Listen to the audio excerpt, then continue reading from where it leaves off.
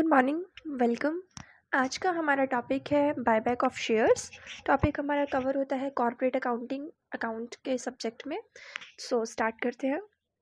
What is buyback of shares? When a company purchases it's own shares to reduce the number of shares available in open market, then it is known as buyback of shares. Means जब भी कोई भी company open market से means market में से अपने ही खुद के शेयर्स को वापस परचेज कर लेती है। करेक्ट। देखिए, कंपनी इशू ऑफ शेयर्स करती है, कंपनी मार्केट में शेयर इशू करती है जिसमें पब्लिक सब्सक्राइब करते हैं। ठीक है, पब्लिक जिसके लिए अप्लाई करती है। अगर कंपनी अपने ही शेयर्स, वही इशू किए हुए शेयर्स मार्केट से वापस खरीद लेती है तो इस सिचुएशन को हम बायबैक ऑफ शेयर्स कहते हैं। आप अज्यूम कीजिए कि अगर किसी कंपनी ने मार्केट में फॉर एग्जांपल 100 शेयर्स इशू किए हुए हैं। अब अगर वो कंपनी उन 100 शेयर्स में से 20 शेयर्स को वापस खरीद लेती है तो इसका मतलब कंपनी ने उन 20 शेयर्स का बायबैक किया है। ठीक है, जिसकी वजह से अब मार्केट में कंपनी के जो अवेलेबल नंबर ऑफ शेयर्स हैं वो रिड्यूस हो जाएंगे। अब क्योंकि 20 कंपनी ने परचेज कर लिए हैं, सो नाउ मार्केट में उस कंपनी के सिर्फ 80 शेयर्स अब एक्टिव हैं। Section 68 of Company Act 2013 deals with the buyback of shares and gives power to the company to buy its own securities. Companies act 2013 के सेक्शन 68 में बायबैक कवर होता है, राइट, जिसके थ्रू सभी कंपनीज को power मिलती है कि वो अपनी ही सिक्योरिटीज मार्केट में से वापस खरीद सकते हैं।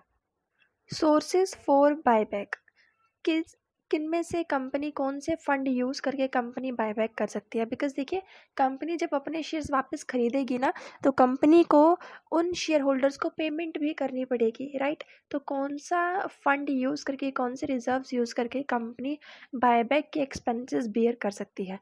A company can buyback it's shares by using its free reserves, the securities premium account or the proceeds of the issue of any shares or other specified securities. Company किसी भी तरीके के फ्री रिजर्व्स में कोई balance है तो उस balance को यूज़ कर सकते हैं, या सिक्योरिटी प्रीमियम अकाउंट में हमारा कोई फंड पड़ा है तो उसे हम यूज़ कर सकते हैं, या फिर कंपनी कोई बायबैक करने के लिए कोई नया शेयर का इशू भी कर सकती है। सो ये है हमारे sources for buyback. Next concept है हमारा advantages of buyback of shares. जब भी कोई कंपनी बायबैक ऑफ शेयर्स करती है, राइट, तो उसके एडवांटेजेस क्या होंगे कंपनी के लिए? फर्स्ट एडवांटेज हमारा आता है, it helps in increasing the earning per shares on remaining shares. Buyback करने के बाद जो बचे हुए शेयर्स होते हैं मार्केट में, उनकी अर्निंग पर शेयर इंक्रीज हो जाती है। अर्निंग पर शेयर मतलब एक शेयर पर आपको कितना बेनिफिट होता है, कितना डिविडेंड मिलता है। ठीक है, एक एग्जांपल से हम इसे समझ लेते हैं। सपोज कीजिए एक कंपनी है एक्स लिमिटेड, जिसके नंबर ऑफ शेयर्स है 5000 और हर शेयर 10 रुपये का है, 10 रुपी ईच। और इस कंपनी का टैक्स की पेमेंट करने के बाद नेट प्रॉफिट है 10,000 रुपये का। ठीक है, सो अब अगर कंपनी के पास 5000 के शेयर्स हैं जिसमें से 10 रुपये का हर शेयर है और 10,000 का नेट प्रॉफिट आफ्टर टैक्स है, then in this case earning per share for 5000 shares will be, formula होता है हमारा net profit after tax divided by number of shares. So net profit after tax है हमारे पास 10,000, इसको डिवाइड करेंगे हम number of shares यानी 5000 से, तो हमारे पास आ जाएगा ₹2 पर शेयर। मीन्स एक्स लिमिटेड के हर शेयर पर प्रॉफिट का 2 रुपये दिया जाएगा। ठीक है, सो अर्निंग पर शेयर हमें बताता है कि पर शेयर पर कितनी अर्निंग्स हो रही है। तो हम कंपनी के प्रॉफिट को, टैक्स की पेमेंट के बाद के प्रॉफिट को नंबर ऑफ शेयर से अगर डिवाइड कर देंगे तो हमें अर्निंग पर शेयर मिल जाएगी।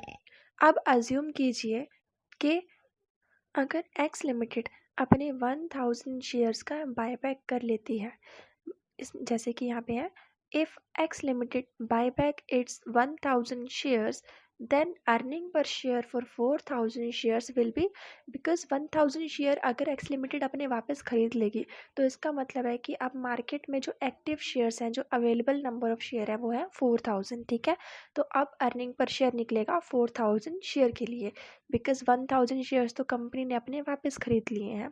ठीक है।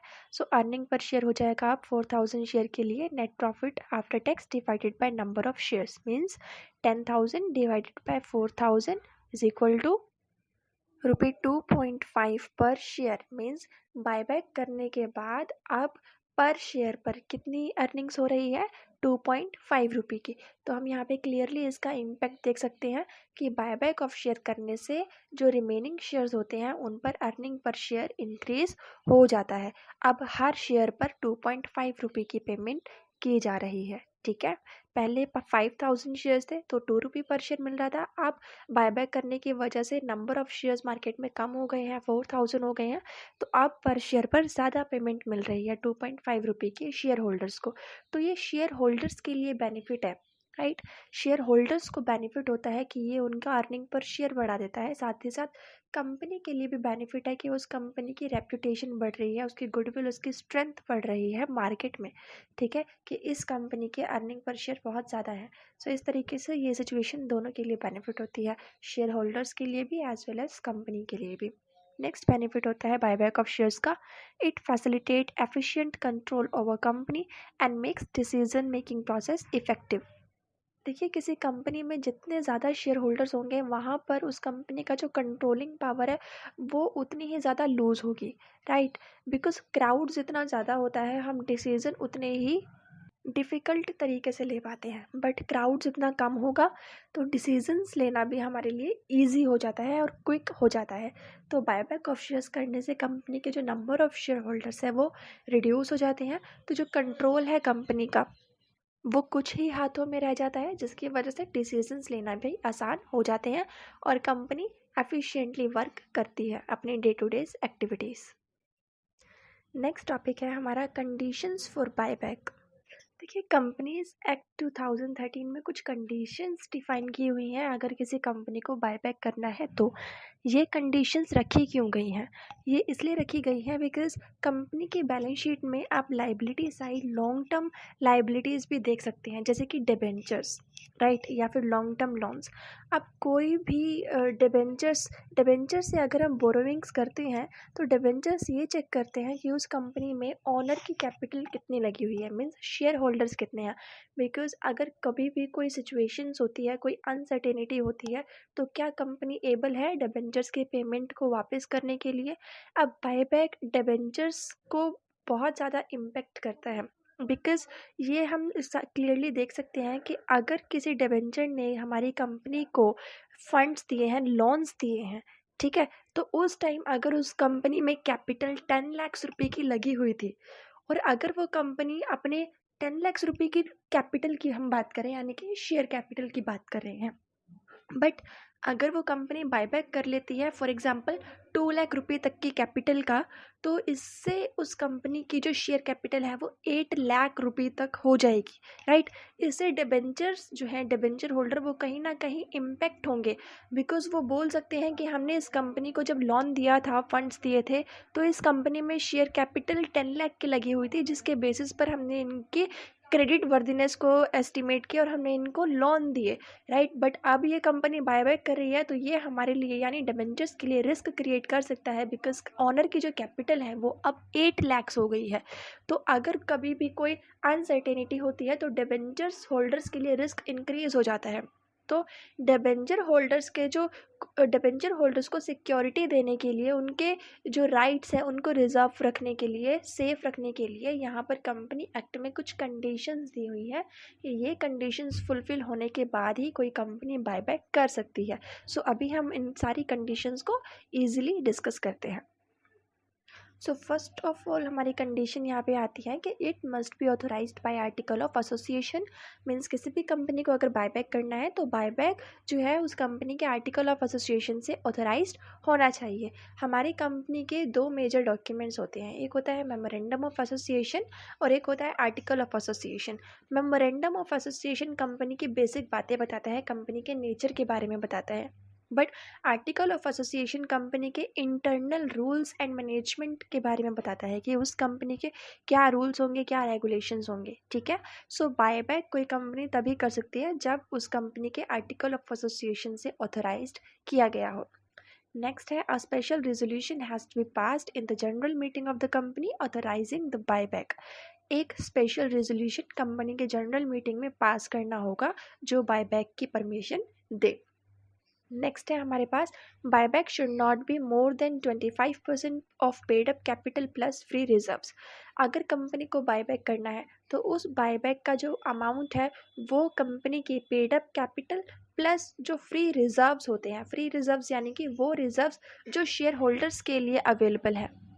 फॉर एग्जाम्पल अगर हम फ्री रिजर्व्स की बात करते हैं, अज्यूम कीजिए जैसे हमारे पास दो रिजर्व्स हैं, एक है जनरल रिजर्व और एक है हमारे पास कैपिटल रिजर्व। तो इन दोनों रिजर्व में से शेयर होल्डर्स कैपिटल रिजर्व अपने लिए यूज़ नहीं कर सकते हैं, बट जनरल रिजर्व जो है वो शेयर होल्डर्स यूज़ कर सकते हैं किसी भी पर्पज़ के लिए। सो मीन्स अगर कोई भी कंपनी बायबैक करती है तो बायबैक का अमाउंट पेड अप कैपिटल हम यहाँ पे fully paid up shares, fully paid up capital की बात करें हैं, टन, और paid up capital plus free reserves, इनके टोटल के 25% से ज़्यादा नहीं होना चाहिए। नेक्स्ट कंडीशन आती है, company act authorized the buyback by passing और resolution in the meeting of board of directors. Buyback is less than if buyback is less than 10% of paid up equity capital plus free reserves। Company act में यह भी authorise किया गया है कि अगर किसी कंपनी के बायबैक का जो अमाउंट है वो पेड अप कैपिटल और फ्री रिजर्व के टोटल के 10% से कम है तो वो कंपनी को स्पेशल रेजोल्यूशन पास करने की ज़रूरत नहीं है। वो एक बोर्ड ऑफ डायरेक्टर्स की मीटिंग में एक सिंपल रेजोल्यूशन पास करके भी बायबैक कर सकती है, बट कंडीशन है कि उस बायबैक का जो अमाउंट है वो paid up equity capital plus free reserves के टोटल का 10% से कम होना चाहिए। नेक्स्ट कंडीशन आती है बायबैक के लिए कि सभी शेयर्स जो हैं कंपनी के वो फुल्ली पेड अप होने चाहिए। मींस कंपनी को जिन शेयर्स का बायबैक करना है, अगर कंपनी बायबैक करना चाह रही है तो all the shares for buyback should be fully paid up. जैसे कि अगर एक शेयर 10 रुपये का है, राइट, और कंपनी ने पूरे के पूरे 10 रुपये कॉल कर लिए हैं, बुलवा लिए हैं, तो सभी के सभी शेयर होल्डर्स को ज़रूरी है कि उन्होंने 10 के 10 रुपये कंपनी को पे किए हुए हों, सभी फुल्ली पेड होना चाहिए। कोई भी उसमें से अनकॉल्ड नहीं होना चाहिए या अनपेड नहीं होना चाहिए। इन केस अगर ऐसा होता है कि हमारे कुछ शेयर्स फुल्ली पेड अप नहीं है तो कंपनी को सबसे पहले उन not fully paid up shares को फुल्ली पेड अप करना होगा। नेक्स्ट कंडीशन आती है हमारी, रेशो ऑफ डेब्ट should not be more then twice the capital plus free reserves. Company का जो डेब्ट टू इक्विटी रेशो होता है वो भी प्रॉपर होना चाहिए। मीन्स जो डेब्ट है वो कंपनी के कैपिटल प्लस रिजर्व्स के ट्वाइस से ज़्यादा नहीं होना चाहिए। कंपनी पर कैपिटल के डबल से ज़्यादा और जो लॉन्ग टर्म लाइबिलिटीज़ है, जो बोरोविंग्स हैं, आउटसाइड बोरोविंग्स, वो नहीं होने चाहिए। नेक्स्ट हमारी कंडीशन आती है, process of buyback should be completed within 12 months from the date of passing resolution. जब कंपनी स्पेशल रेजोल्यूशन पास करके बायबैक को ऑथराइज करती है तो उस डेट से लेकर अगले 12 मंथ्स के अंदर तक कंपनी को बायबैक का प्रोसेस कंप्लीट करना होगा। नेक्स्ट कंडीशन है, company has to file declaration of solvency with the registrar of company and SEBI, means Stock Exchange Board of India, that the company is able to pay its liabilities। Buyback करने से पहले company को अपने registrar of company और सेबी में एक declaration of solvency भी file करना होगा, सबमिट कराना होगा। डिक्लेरेशन ऑफ सॉल्वेंसी यानी कि कंपनी डिक्लेयर करती है कि वो पूरी तरह से सॉल्वेंट है। सॉल्वेंट का मतलब कंपनी अपनी जो लाइबिलिटीज़ है उनकी पेमेंट टाइम पर कर सकती है, राइट। सो ये डिक्लेरेशन ऑफ सॉल्वेंसी भी फाइल करना ज़रूरी होता है ताकि जो लाइबिलिटीज़ हैं, जो जिन्होंने कंपनी को लोन दिया हुआ है, उनको प्रोटेक्ट किया जा सके। नेक्स्ट कंडीशन है हमारी कि if shares for buyback are listed on a stock exchange then buyback should be as per SEBI regulations। Means जिन शेयर्स का बायबैक किया जा रहा है अगर वो शेयर स्टॉक एक्सचेंज पर लिस्टेड है तो बायबैक करने के जो रूल्स हैं, जो रेगुलेशंस हैं, वो भी SEBI के ही फॉलो किए जाएंगे। Company has to dispose all buyback of shares within 7 days। Means जिन शेयर्स का बायबैक किया गया है उन शेयर्स को 7 दिन के अंदर कंपनी को डिस्पोज करना ज़रूरी होगा, ठीक है। डिस्पोज करना मीन्स डिस्ट्रॉय कर देना, ख़त्म कर देना। कंपनी जो भी शेयर्स वापस खरीद लेगी उनको डिस्पोज कर देगी 7 दिन के अंदर अंदर ही। नेक्स्ट है कंडीशन हमारी, after the completion of buyback of shares company can not make a fresh issue of shares till 24 months except by the way of bonus issue. जब भी कोई कंपनी बायबैक करती है शेयर्स का तो उसके बाद कंपनी 24 महीने तक 24 मंथ्स तक कोई भी फ्रेश इशू ऑफ शेयर्स नहीं कर सकती है, राइट। बिकॉज अगर इशू ही करना था तो फिर बायबैक क्यों किया। So after the completion of buyback of shares company can not make a fresh issue of shares till 24 months except by the way of bonus issue. अगर बोनस इशू कर रही है कंपनी दैन इट्स ओके, तो company कर सकती है, लेकिन किसी भी तरीके का कोई fresh issue of shares publicly company market में नहीं कर सकती है 24 मंथ्स तक। सो ये थी हमारी 11 conditions for buyback as per the companies act 2013 cover in section 68। Next topic हमारा आता है जर्नल एंट्रीज़ फॉर बायबैक। अभी तक हमने सिर्फ थ्योरेटिकल एस्पेक्ट पढ़ा था, देखा था, ठीक है। अभी है हमारा प्रैक्टिकली कि अगर अकाउंट्स में हमें जर्नल एंट्री के थ्रू बायबैक को समझना हो कि किस तरह से जर्नल एंट्रीज की जाती है, सो वो अब हम कंटिन्यू करते हैं। सो फर्स्ट पॉइंट है हमारा कि अगर कंपनी शेयर्स का बायबैक करने के लिए एक फ्रेश इशू ऑफ शेयर्स कर रही है, मीन्स कंपनी को बायबैक करना है। जैसे हमने सोर्सेज ऑफ बायबैक देखे थे, सोर्सेज फॉर बायबैक में हमारा एक था फ्री रिजर्व, सेकंड था हमारा सिक्योरिटी प्रीमियम, थर्ड था हमारा proceed from any issue, right. तो अगर कंपनी के पास रिजर्व्स में बैलेंस नहीं है तो कंपनी एक फ्रेश इशू करके कंपनी के पास जो पैसे आएंगे एप्लीकेशन मनी के, उस फंड को यूज़ करके भी कंपनी बायबैक कर सकती है, बायबैक ऑफ शेयर्स की पेमेंट कर सकती है। तो फर्स्ट पॉइंट हमारा बन जाता है जनरल एंट्रीज के लिए, if a fresh issue of shares is made for the purpose of buyback then entry for issue of shares should be pass first. तो सबसे पहले हम इशू ऑफ शेयर की एंट्री पास करेंगे, उसके बाद हम बायबैक करेंगे। कंडीशंस जो हमने देखी थी उसमें था कि बायबैक करने के बाद इशू ऑफ शेयर्स नहीं करना है 24 मंथ्स तक, लेकिन यहाँ पर है कि बायबैक करने के लिए हमें फंड्स चाहिए और वो हम अरेंज कर रहे हैं सबसे पहले ही एक फ्रेश इशू करके। तो सबसे पहले हम इशू ऑफ शेयर्स की एंट्री पास करेंगे, जिसमें फर्स्ट एंट्री हमारी हो जाएगी bank account debit to share application and allotment account, means ये हमारा एप्लीकेशन मनी रिसीव होने की एंट्री। सेकंड एंट्री हमारी पास हो जाएगी एप्लीकेशन मनी को शेयर कैपिटल में ट्रांसफ़र करने की, so share application and allotment account debit to share capital account. ये दोनों एंट्रीज़ है हमारी इशू ऑफ शेयर्स की। अभी हम नेक्स्ट एंट्री देखते हैं। सो अब इशू ऑफ शेयर से कंपनी के पास फंड्स अरेंज हो गए हैं, अब कंपनी बायबैक करेगी। तो बायबैक में हमारे पास कंडीशन है कि अगर कंपनी अपने शेयर्स का बायबैक कर रही है शेयर्स की पार वैल्यू पर, मतलब फेस वैल्यू पर, मीन्स जितना का एक शेयर था उतने ही अमाउंट में कंपनी उनको वापस खरीद रही है शेयर होल्डर से। सो सेकंड केस हमारा आ जाता है, if the shares are bought back at par or at their face value the entry will be. तो सबसे पहले हम ड्यू की एंट्री पास करेंगे कि हमने शेयर होल्डर्स को अमाउंट पे करना है, तो एंट्री हो जाएगी हमारी share capital account debit to share holders account, क्योंकि अब अगर हम बायबैक करेंगे तो इससे हमें हमारे शेयर्स वापस मिल रहे हैं। और शेयर अगर कंपनी अपने वापस खरीद लेती है, अगर किसी भी तरह से कंपनी की शेयर कैपिटल इंक्रीज़ होती है तो शेयर कैपिटल अकाउंट को क्रेडिट किया जाता है, बट अगर कंपनी की शेयर कैपिटल डिक्रीज़ होती है तो हम शेयर कैपिटल अकाउंट को डेबिट करते हैं।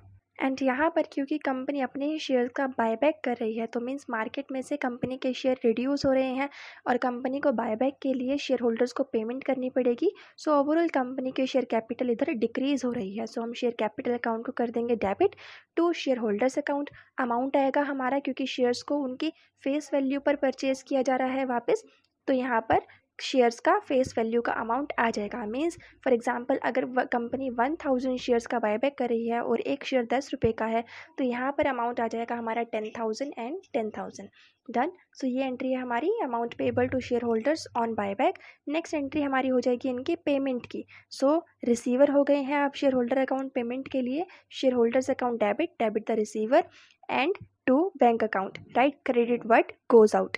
तो यहाँ पे हमने बैंक अकाउंट से पेमेंट कर दी है, अमाउंट वही आएगा फेस वैल्यू का शेयर्स पर, जितनी वैल्यू पर शेयर्स वापस परचेज किए जा रहे हैं, जो पेमेंट हम उनको पे कर रहे हैं। सो ये एंट्री हो गई है हमारी payment made to share holders on buyback. Share holder हमारा एक पर्सन है, ये पर्सनल अकाउंट में कवर होता है इसलिए हमने इस पर पर्सनल अकाउंट का रूल लगाया है, राइट। एंड शेयर होल्डर्स को पेमेंट मिल रही है तो पर्सनल अकाउंट के रूल के अकॉर्डिंग हो गया है डेबिट द रिसीवर एंड जो बैंक अकाउंट होता है ये हमारा रियल अकाउंट में कवर होता है। एंड रियल अकाउंट का रूल होता है कि debit word comes in and credit word goes out. तो यहाँ पे पेमेंट कर रहे हैं, बैंक बैलेंस कम हो रहा है, कैश जा रहा है, तो बैंक अकाउंट हमारा क्रेडिट हो जाएगा, क्रेडिट वर्ड गोज आउट। तो share holders account debit to bank account.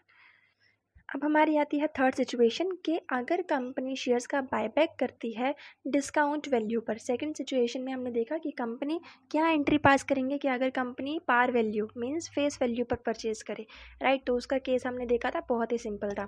Third situation में हम ये देख रहे हैं कि अगर कंपनी शेयर्स का बायबैक कर रही है उनके डिस्काउंट वैल्यू पर, तो हम क्या एंट्री पास करेंगे, राइट।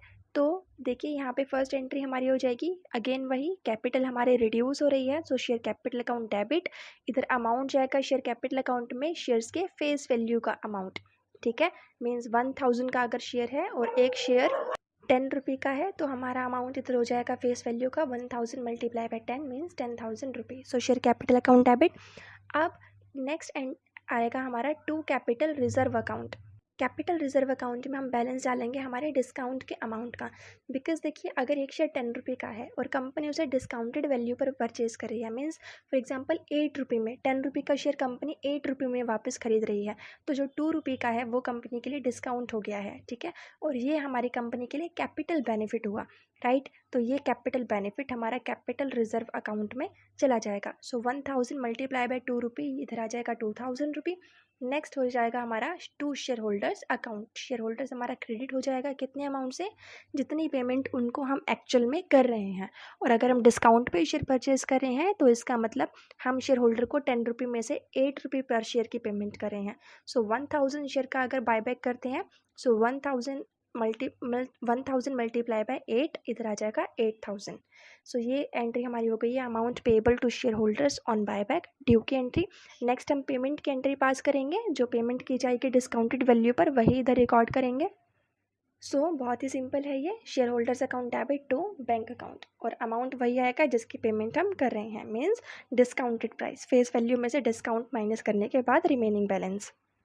अब हम हमारा फोर्थ केस देखते हैं जिसमें शेयर्स को हम परचेज कर रहे हैं प्रीमियम वैल्यू पर। तो फोर्थ केस हमारा बन जाता है, if the shares are bought back at premium the entry will be. अब क्योंकि हम प्रीमियम पर परचेज करें हैं, मीन्स अब हमने एक्स्ट्रा रुपये देने हैं शेयर होल्डर को, एक्स्ट्रा पेमेंट करनी है, तो ये हमारे लिए खर्चा हो गया है, एक्सपेंस हो गया है। और इन एक्सपेंसेस को देखते हैं हम इनके लिए क्या एंट्री करेंगे। सो शेयर कैपिटल क्योंकि बायबैक करने की वजह से रिड्यूस हो रही है, सो शेयर कैपिटल अकाउंट डेबिट। ध्यान रखिएगा शेयर कैपिटल में हमेशा फेस वैल्यू का अमाउंट जाता है, ठीक है। तो यहाँ फेस वैल्यू का अमाउंट आ जाएगा। फिर हम क्योंकि हमारा प्रीमियम पर अब पेमेंट होगा तो एक्स्ट्रा हमारे एक्सपेंसेस आ रहे हैं, तो ये एक्स्ट्रा एक्सपेंसेस को हम कहाँ से सेट ऑफ करेंगे, कहाँ से निकालेंगे, उन्हें हम निकालेंगे हमारे फ्री रिजर्व, जनरल रिजर्व या फिर सिक्योरिटी प्रीमियम में से, ठीक है। क्योंकि हमारे जो सोर्सेज होते हैं बायबैक के लिए वो यही है। सो जनरल रिजर्व या फिर premium security premium account debit, इधर आ जाएगा प्रीमियम का अमाउंट जो एक्स्ट्रा अमाउंट है, then to share holders account. Share holders account में वही अमाउंट जाएगा जो हम एक्चुअल में शेयर होल्डर्स को पे कर रहे हैं। और यहाँ पे अब कितना पे किया जा रहा है, मान लीजिए अगर एक शेयर 10 रुपये का है और 2 रुपये प्रीमियम पर पे कर रहे हैं, तो यहाँ पे 12 रुपये के अकॉर्डिंग बैलेंस आ जाएगा। सो ये एंट्री हो गई है amount payable to share holders on buyback. Next entry हमारी हो जाएगी पेमेंट की entry, mean share holders account debit face value plus premium के अमाउंट से टू बैंक अकाउंट, वही फेस वैल्यू प्लस प्रीमियम के अमाउंट से। सो ये एंट्री हो गई हमारी payment made to share holders on buyback. Next आता है हमारा fifth case, if buyback is made out of free reserves then the company has to transfer an amount equivalent to the face value of shares buyback to capital redemption reserve account। इसका मतलब ये है कि अगर company एक fresh issue of shares ना करके अपने रिजर्व्स, फ्री रिजर्व्स में से पेमेंट करती है शेयर्स के बायबैक करने के लिए, तो देखिए इससे क्या होगा, कंपनी के फ्री रिजर्व्स कम हो जाएंगे, राइट। एंड डिबेंचर्स को इसमें इशू क्रिएट होगा, क्योंकि शेयर कैपिटल और फ्री रिजर्व्स अल्टीमेटली जो है डिबेंचर होल्डर्स एंड कंपनी के जो क्रेडिटर्स हैं उनकी सिक्योरिटी, उनको सेफ्टी प्रोवाइड कराते हैं, राइट। क्योंकि ये कंपनी की क्रेडिट वर्थनेस इंक्रीज़ करते हैं।